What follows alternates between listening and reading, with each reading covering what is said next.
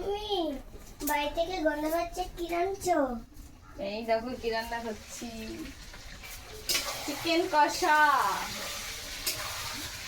কালারটা দেখো কত সুন্দর হয়েছে। এটা কিন্তু কোনো শুকনো লঙ্কা বা কাশ্মীরি লঙ্কা দিইনি, এটা ঘরের কাঁচা লঙ্কা বেটে দিয়েই রান্না করা। একটু লাল লাল কালার দেখে দিয়েছিলাম। আর যেহেতু আজকে রবিবার স্পেশাল দিন, তো রবিবারে স্পেশাল খাওয়া দাওয়া, আমাদের তো চিকেন হবেই।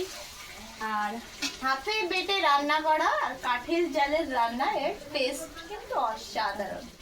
কি ঈশা, তুমি খাবে? নিয়ে আসো, বাটি নিয়ে আসো। আর মাংস রান্না করলে কিন্তু ঈশাকে দিতেই হবে কষানোটা। ও বাড়িতে না থাকলেও আমার রেখে দিতে হবে, বাড়ি এসে খাবে, রাখতেই হবে।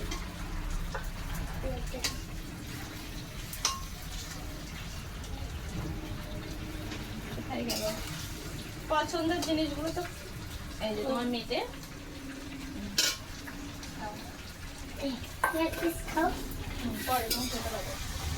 আর কালারটা দেখো কত সুন্দর হয়েছে।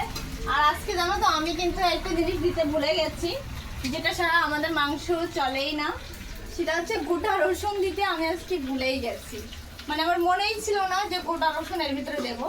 আজকে আমি ভুলেই গেছি, তো আজকে গোটা রসুন দিতে পারিনি। রসুন ছাড়াই, গোটা রসুন ছাড়াই আজকে এই যে চিকেন।